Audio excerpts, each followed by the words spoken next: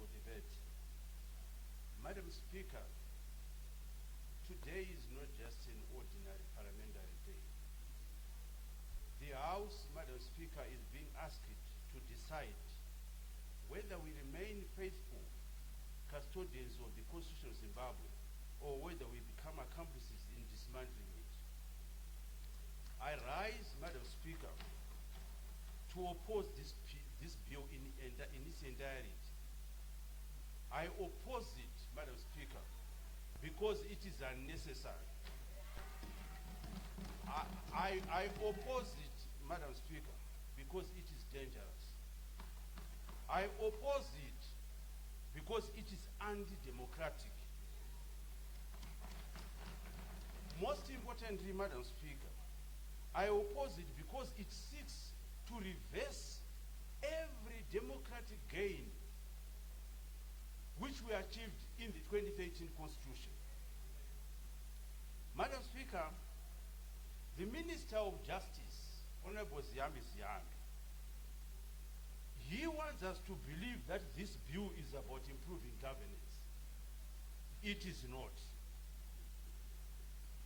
The Minister asked us to believe that this bill is about constitutional development. It is not. The Minister further asked us to believe that this bill is about national interest. Madam Speaker, I submit it is not.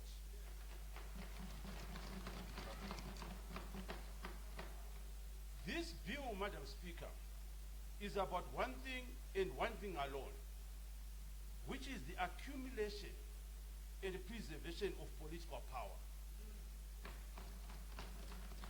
If this bill was truly about improving the life of ordinary Zimbabweans, we would be seized at this moment, amending the Constitution to guarantee jobs, strengthen health care, improve education, and protect the citizens from poverty. We are not doing that, Madam Speaker. Instead, what we have today, Madam Speaker, is a bill whose beneficiaries are us politicians and not the people. The people get nothing. Politicians get everything. Madam Speaker, you will recall when Zimbabwe overwhelmingly voted the 2013 Constitution, and I want to state here, Madam Speaker, there were more than 3.2 million Zimbabweans who casted their votes, of which 3,079,000 voted for the 2013 Constitution, which represented 94.5% of Zimbabweans. That says this Constitution is a better Constitution. It was a compromise document which would actually push this country forward. This Constitution, Madam Speaker, the constitutional amendment bill that we have, the current Constitution we have, the 2018, was meant to do the things to limit us politicians. Not what we want to do today, Madam Speaker. Today, CAB3 wants us politicians to limit the Constitution. The Constitution, Madam Speaker, was designed to protect citizens from those in power. Today, those in power seek protection from the Constitution. That is the fundamental danger before us. Madam Speaker, the Minister repeatedly says constitutions are living documents. Indeed they are. But living documents, Honorable Speaker, are supposed to evolve forward, not backward. Progress is moving democracy to more democracy. Progress is moving from concentrated power to distributed power. Progress is moving from rulers controlling citizens to citizens controlling rulers. This bill takes us the opposite direction. It is not constitutional evolution, it is constitutional regression. It is a journey backwards. Madam Speaker, one of the most offensive aspects of this bill is the assumption that politicians know better than the people. At every turn, this bill removes power from citizens and transfers to politicians. The people are told they can no longer be trusted to directly elect their president. Politicians will decide. Really. The people are told they must wait longer before they can hold leaders accountable through elections. Madam Speaker, the people of Zwarasekwa on 23 August 2023 gave me a 5-year mandate which expires on 3rd September 2028. There are people within my party whom I beat in the primary elections who desire to be members of parliament for Zwarasekwa. There are people from ZANU-PF whom I defeated in the general elections that also desires to be members of parliament for Zwarasekwa. Everybody should be given the opportunity at the expiry of the 5-year term to go. If the people still want Mushoriwa as the MP for Zwarasekwa, they should vote me back. It is wrong, Madam Speaker, for Mushoriwa to stand to be here and participate in extending my own contract. Yet my bosses, the people of Zwarasekwa, do not know. You are aware, Madam Speaker, that the Honorable Minister has told us that he will not go to a referendum. Because in his wisdom and in his view, he thinks it is not necessary. I'm not going to comment too much on this because it's a matter that is too sub-juice. But I believe that anything that tends to benefit me, to benefit all of us here in Parliament, to benefit the current president, it needs the people of Zimbabwe to have their say. And they can only do that, Madam Speaker, through a referendum. If the people say it's okay, then it is fine. Not the few of us here, the beneficiaries of the people that casted their vote for us, to simply say, no, let's extend our term.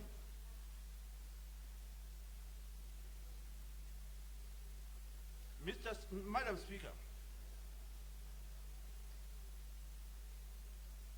the people today are being told through this CAB3 that constitutional safeguards are obstacles. Politicians have the right to decide. And I believe, Madam Speaker, that it is arrogance of its highest order. It is a constitutional betrayal. Zimbabwe, Madam Speaker, does not reside in Parliament. The sovereignty of Zimbabwe resides in its people. We are merely temporal custodians of authority entrusted to us by the citizens, temporarily for a 5-year period. We do not own Zimbabwe, Madam Speaker. We do not own the Constitution. We do not own the future. Madam Speaker, every generation of politicians faces a temptation. The temptation to believe that because they possess numbers today, they think they possess legitimacy forever. History teaches us otherwise, Madam Speaker. Parliamentary majority come and go. Political parties, they rise and fall. But constitutions should endure. This is why constitutions must never be manipulated to suit a temporal interest of those occupying public office. Madam Speaker, the Constitution must outlive politicians. The Constitution must restrain politicians.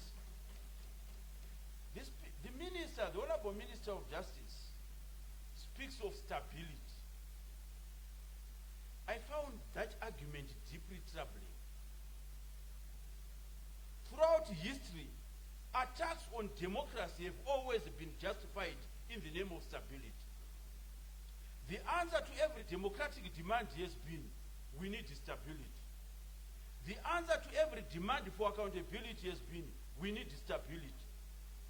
The answer to every demand for citizens' participation has been, we need stability. But true stability does not come from extending political power. True stability comes from constitutional legitimacy.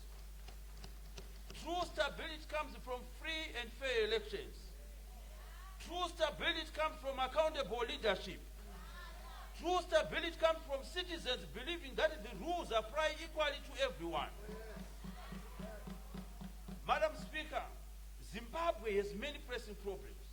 Citizens are struggling to survive. Young people are searching for opportunities. Business are battling economic uncertainty. Public service requires urgent attention.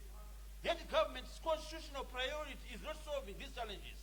Its priority is altering the rules of politics. That tells us everything we need to know, Madam Speaker. There is a profound difference between constitutional reform and constitutional manipulation. Constitutional reform strengthens democracy. Constitutional manipulation strengthens politicians. Constitutional reform empowers citizens. Constitutional manipulation empowers us office holders. Constitutional reform expands accountability. Constitutional manipulation reduces accountability. CAB3, Madam Speaker, falls squarely into the second category of constitutional manipulation. Madam Speaker, it's not very long ago, just a few years ago, 2017, Zimbabweans were promised a new dispensation. They were promised democratic renewal. They were promised constitutionalism. They were promised respect for institutions. Yet today we are being asked to support amendments that undermine the very constitutional principles that Zimbabwe were promised would be protected. That tragedy, Madam Speaker, is not merely that the government has brought this bill. The tragedy is that some who once defended constitutionalism are now defending constitutional erosion. Some who once demanded limits on power now seek to expand power. Many of us will know, at the tail end of the former president, Robert Mugabe's reign, how many of the people who are sitting on my right were calling for accountability, but today are actually singing a different hymn. History, Madam Speaker, will record those contradictions. Future generation will ask, what we did when the Constitution was placed under threat? And I speak this to all honorable members. Future generation will ask whether we defended the People's Charter or we surrendered it. They will ask whether we defended the democracy or we weakened it. My answer today is clear, and I say this to the people of Zvarasekwa. I oppose this CAB3 in all its clauses. I refuse to participate in the dismantling of the democratic gains secured by the Zimbabweans. Honorable Mushoriwa, you are left with 5 minutes. Thank you. I refuse, Madam Speaker, to endorse constitutional changes that weaken citizen sovereignty. I refuse to support amendments that place political interests above national interests. This bill represents a retreat from constitutional democracy. It represents a retreat from accountability.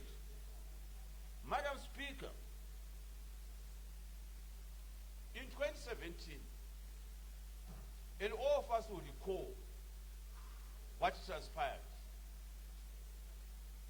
We woke one morning. We saw on our national television men in army uniform addressing us. They told us that the president is safe. We want to deal with the criminals surrounding the president. Madam Speaker, Order. Point of order. Order, Honorable Mushoriwa. What is your point of order? Atichaziva, Madam Speaker, kuti tiri kudebata bill here kana dzave dzimwe nyaya.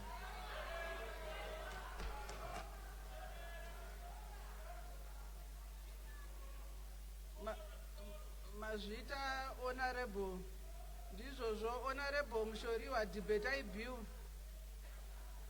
Thank you, Madam Speaker. Madam Speaker, I wanted to remind this august house, the second republic, what uttered the second republic, Madam Speaker, started on that day. The expectation of the Zimbabwean people was that never again shall we have the few to manipulate the president. I want to tell you this, Madam Speaker, before I sit down.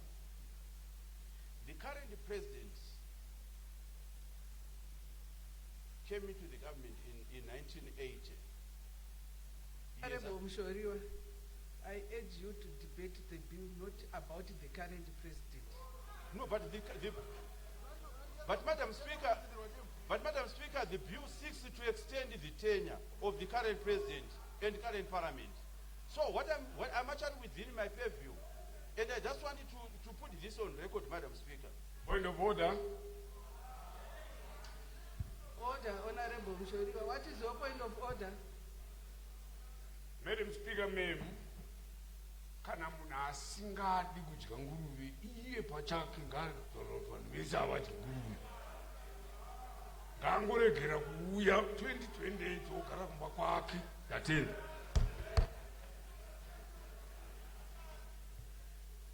Honorable Mushoriwa, endelea mbele. Thank you, Madam Speaker. Madam Speaker, the point I wanted to drive before I sit down was to simply say that President Emerson Mnangagwa has actually had a very commendable history in government. As a minister in various ministries, he has actually had the opportunity to become the Speaker of Parliament in the fifth Parliament. In fact, he was one of the best speakers that Zimbabwe has actually had.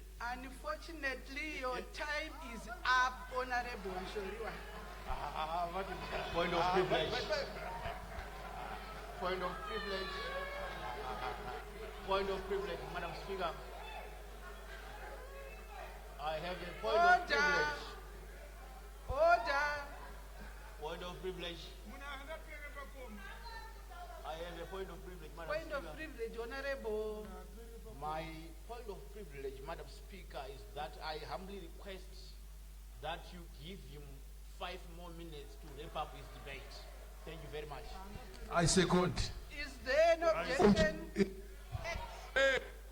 Chair, Objection. without debate, I say, There is an objection, Honorable Makumire.